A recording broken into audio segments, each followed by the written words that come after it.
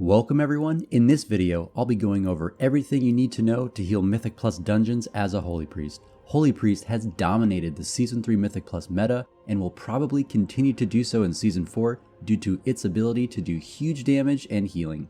This video will exclusively cover healing, but if you're also interested in how to optimize your DPS, don't forget to check out my extensive Holy Priest DPS guide. The first thing I want to make very clear is that successfully healing Mythic Plus Dungeons is primarily achieved by two things: your mastery of your character and dungeon knowledge.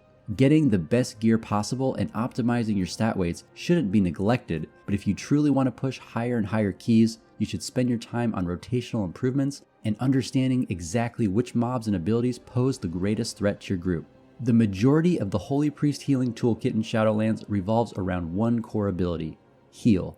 The legendary Flash Concentration reduces the cast time by a full second and increases its healing by 15% when you have 5 stacks of the buff. Similarly, the 4-piece set bonus and the Resonant Words Conduit cause each of your Holy Words to empower your next heal cast. For this reason, I recommend getting a weak aura to track your Flash Concentration stacks so you can maintain this buff as much as possible. There are several good trackers on Wago, and I have a link in the description below to my Holy Priest weak aura pack if that looks like something you're interested in.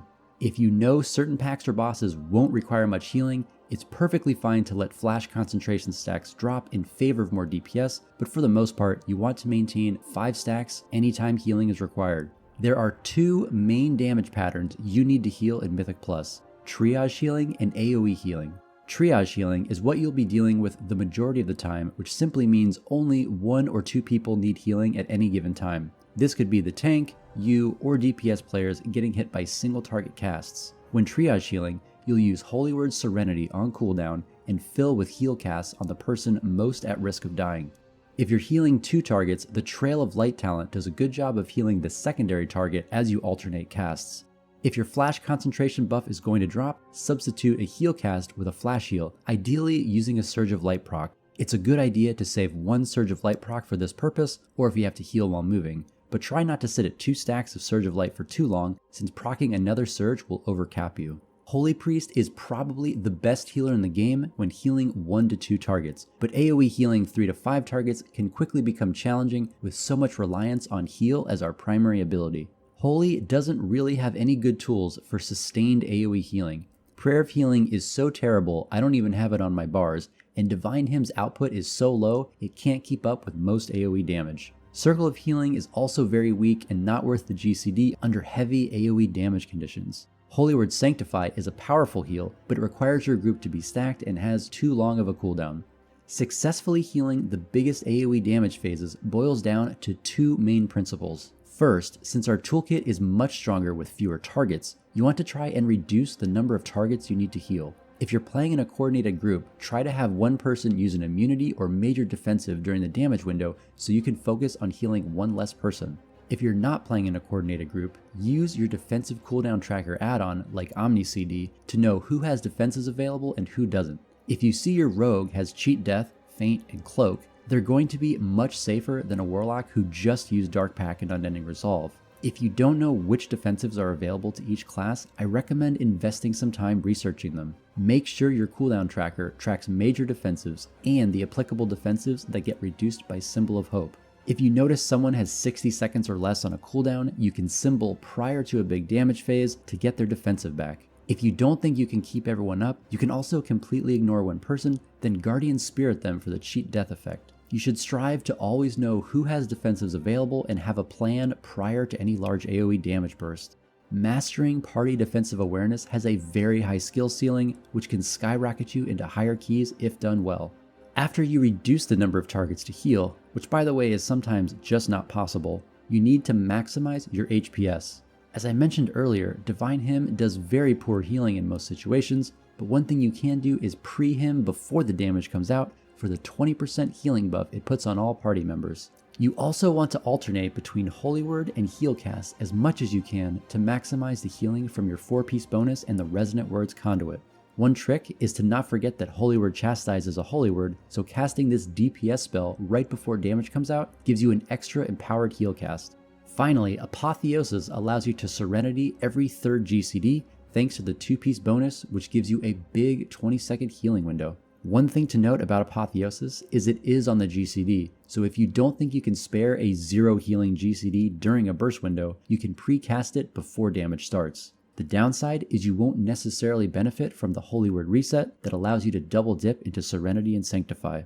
Everything I just mentioned for AoE healing assumes you can stand still to cast heal. AoE damage while moving is by far the most difficult healing pattern for Holy Priests. A perfect example of this is the third boss in Sanguine Depths. If you know you're going to have to heal on the move, try to bank Surge of Light procs and plan to use your instant cast Holy Words, then use Apotheosis to reset them.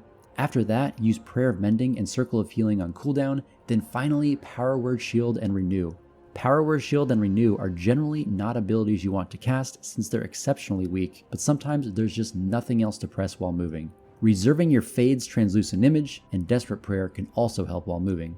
Before you go into any pull, you want to always know what the risks are and what healing resources you'll need to commit.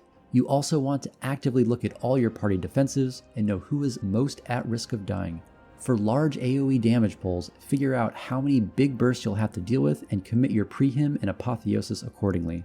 Then reduce the number of healing targets if possible and prioritize your healing using your defensive tracker. Finally, use your own defensives, Health Pot and Healthstone, and use Guardian Spirit to keep someone alive in an emergency. That covers the 2 most important things you can do to improve your Mythic Plus performance, mastering your rotation and dungeon knowledge. While gearing is way less important and generally overemphasized, it's still worth knowing how to gear your character as you select your weekly vault options and decide which pieces to upgrade with Valor. In terms of stat prioritization, item level is almost always going to be the dominant factor. All secondary stats have different pros and cons, so having a reasonable balance is never bad. There are no hard requirements for secondary stats. That being said, you generally want to lean toward haste and versatility for Mythic Plus. Getting above 20% haste gives you an extra Ascended Blast inside of Boon, and haste makes responding to damage that much faster.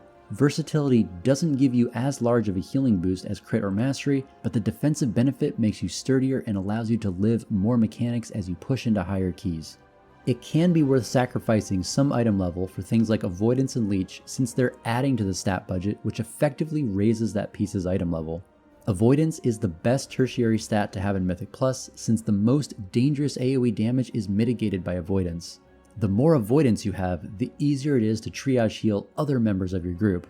While Leech is also reasonably good, Avoidance is much better in Mythic Plus due to the damage patterns and how many targets you're healing.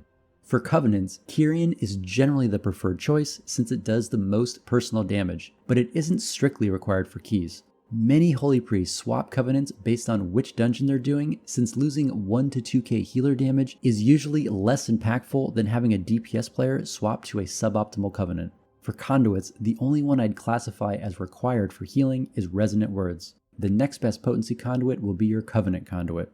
I only run 2 potency conduits since I run the Mechanicos Soulbind. For Legendaries, I would highly recommend never swapping off Flash Concentration. While there are Legendaries that boost your DPS, the very small DPS gain isn't worth the massive healing loss of not having Flash Concentration.